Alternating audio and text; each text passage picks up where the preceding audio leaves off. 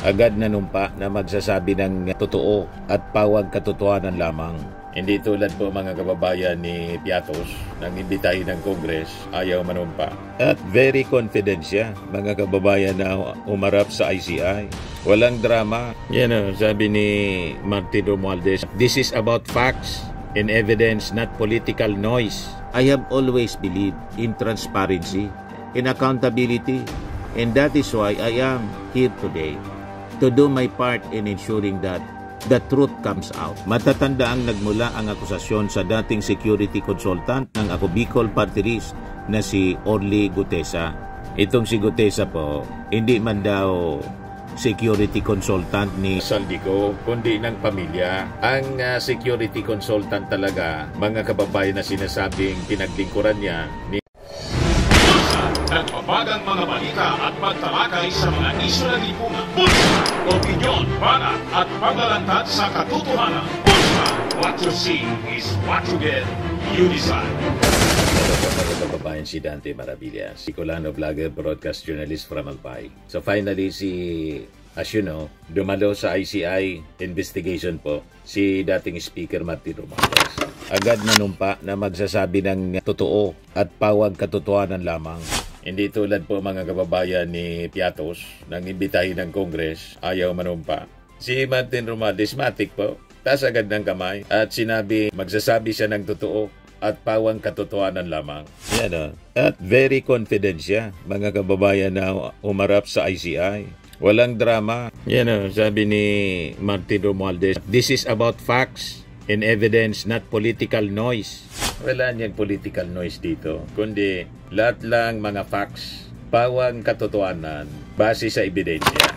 Ito yung naging official statement niya, mga kababayan. Sabi ni Martin Romualdez, I am here to cooperate fully and help uncover the truth. Wala akong itinatago at walang dapat itago. While I was not part of the bicameral conference committee, whatever I know, I will share. My purpose is to clarify the issue and share whatever information I can that may help the Commission in its work. I have always believed in transparency, in accountability, and that is why I am here today to do my part in ensuring that the truth comes out. I am willing to do anything that will help speed up the investigation because, like every Filipino, I want the truth to be established without delay. At the end of the day, it is evidence, not political noise or unfounded accusations that will reveal what really happened. My presence here reflects my commitment to state the truth and not allow politics to prevail. Yan si Martin. Maiksi lang po mga kababayan kung magsalita. Straight to the point siya. Walang drama. Walang fanfare, mga kababayan. At ready siya na manumpa. Matik tinaas niya yung kanyang kamay. Hindi tulad ni Piatos, ayaw manumpa. Sa pilitan pa. Nandun sa pag-iwas na sagutin yung mga tanong. Nagtinanong siya mga kababayan. Sinagot niya agad. Tinanong siya ng ICI tungkol sa sinasabing mali-malit ang delivery ng pera. At ang sagot ni Martin, walang ganon. O manoy, mali-malit ang delivery ng pera itinanggi ni Romualdez. Ayon kay Executive Director Brian K. Osaka, sinabi ito ng kongresista sa unang beses niyang pagharap sa komisyon ngayong Martes, October 14. Matatanda ang nagmula ang akusasyon sa dating security consultant ng Ako Bicol Party List na si Orly Gutesa. Itong si Gutesa po, hindi man daw security consultant ni Saldico, kundi ng pamilya. Ang security consultant talaga, mga kababayan na sinasabing pinaglingkuran niya ni Gutesa, si Sara Duterte, dating security consultant siya doon. Kaya huwag na kayo magtaka kung bakit siya yung surprise witness ni Marcoleta. At remember, biglang pumunta mga kababayan si Sara Duterte sa Senado. Ang hinahanap po si Marcoleta, connect the dots. Hindi man po sinabi kung bakit hinahanap niya si Marcoleta. At sabi ni Romualdez, he is willing to publicize si Sal-N if ICI will require it.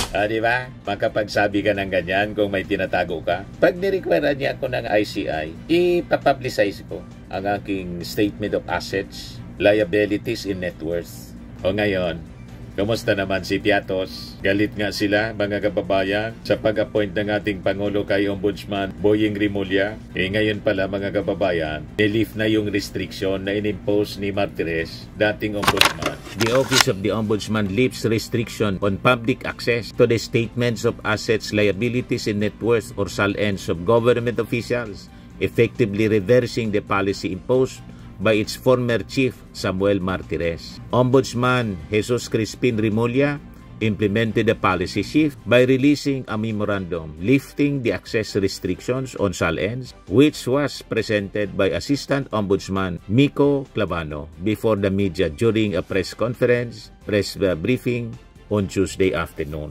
O, kita ninyo, ganun kasinsiro yung administrasyong Bongbong. Dapat po, transparent ang lahat. At si Martin Romualdez, willing siyang i-publicize. Kamusta naman yung mga Duterte senators? At saka si Sara Duterte. At si dating Pangulong Digong, allergic po sa pag-publicize ng SALN. So, anong ibig sabihin? Ay tinatago. At makikita ninyo sa policy na yung mismong ombudsman naglagay ng restriction. Tinanggal ngayon ng bagong ombudsman na si Boying Rimulya. Di ba? Napakaganda.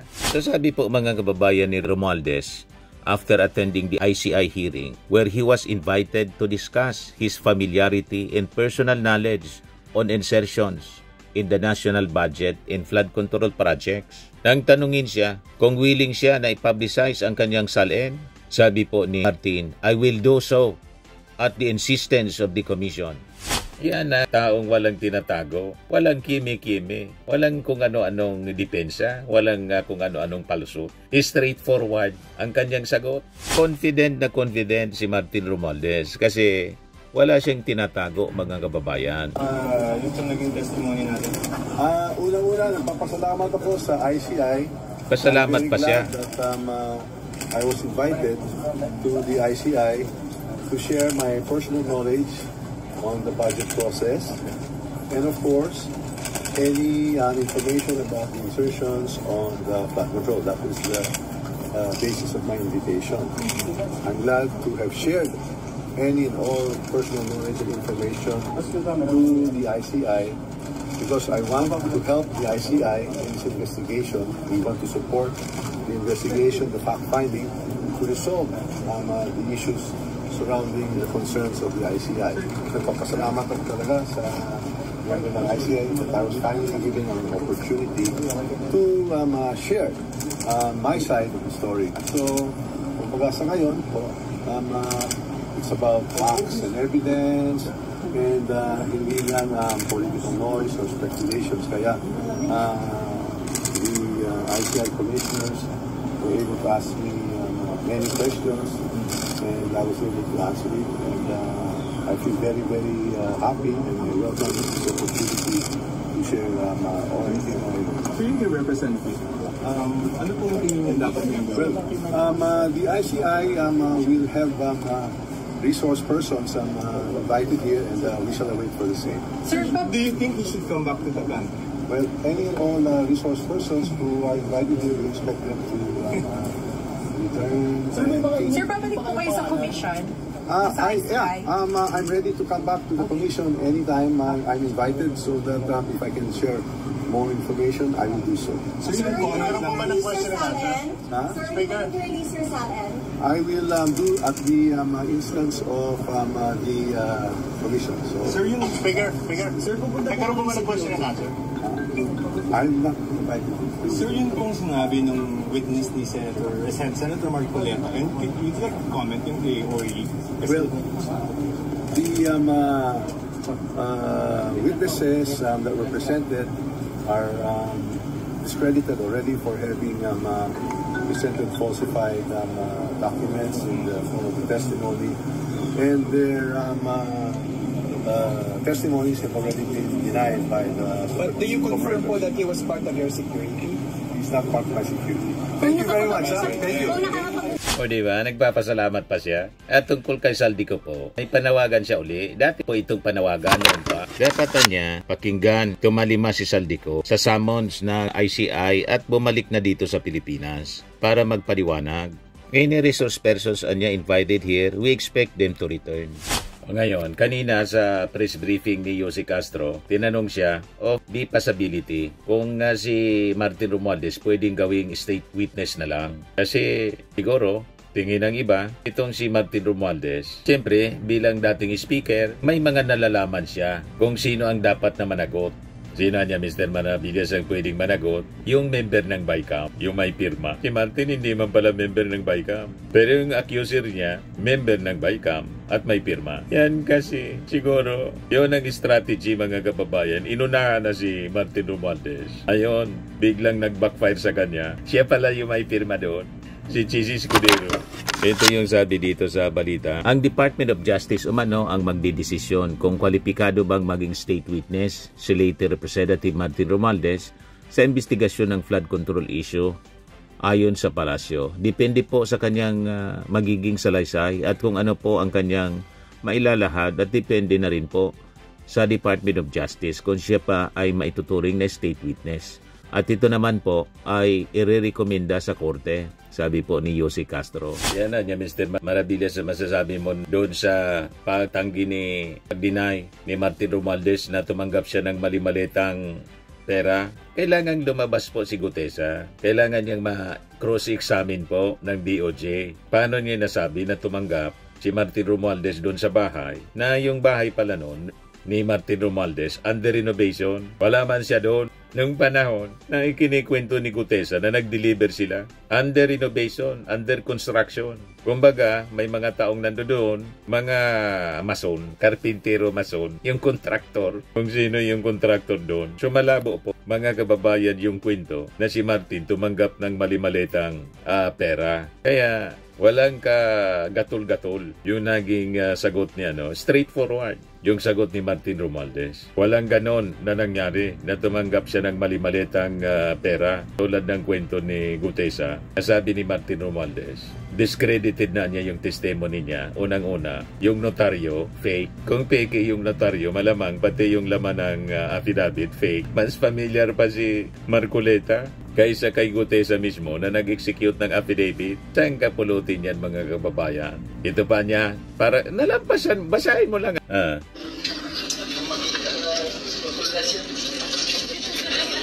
Tawanan yung mga tao. Sinermo na ni Marcoleta. Sa pagmamadali, kung ano yung nakasulat yung nababasahin mo. Kung ano nakasulat na yun, babasahin mo. Huwag mo madali, paragraph 20 yan niya. Paragraph 20.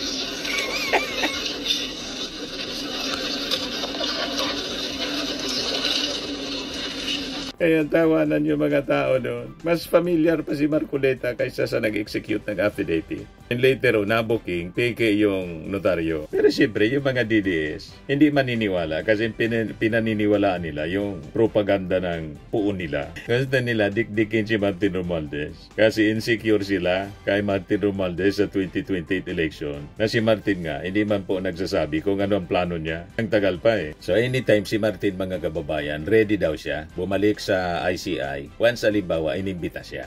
Yan ang walang itinatago.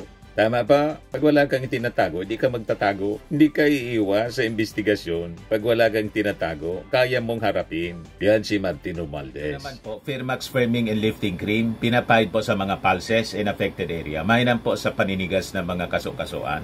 Ito naman po, Automax Radiant Serum. Sa mukha naman yung application, anti-aging po siya. You will look 10 years younger than your age. Sa mga cancer patients naman po, baka lang gusto ninyo itong itry. Neng siya Red Mix Fruit Drink. Hindi mo po siya gamot, food supplement siya. Kaya lang, gawa siya mga kababayan sa goji berry. Yung goji berry, may anti-cancer properties. O ngayon, yung mga inquiries ninyo, dumiritso na lang kayo sa aming messenger sa Facebook para masagot namin agad. Ayos pa? Ayos na ayos niya, Mr. Maravilla. Sa mga naghanap po ng malinis and spacious fitness gym, pumunta lang po kayo sa aming Colossal Fitness Gym. May Grab car rental din po kami. But anyway, ito po pala yung aming bagong product na binibenta online.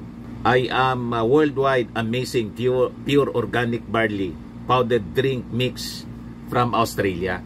Negosyo to ng aking anak na architect entrepreneur Riz Maravillas. Ayan po. kontakin na lang po ninyo siya, Riz Maravillas on Facebook. Ang mga health benefits niya: boost immunity, improves digestion, enhance energy levels, packed with antioxidants, prevent cancer. Ito naman po yung bago naming product na binibenta online. Eye Glow Serum, whitening po siya. Tingnan ninyo yung epekto sa aking anak na architect before and now. Yung mga inquiries po ninyo, dumiretso na lang kayo sa kanyang Facebook account, Riz Maravillas.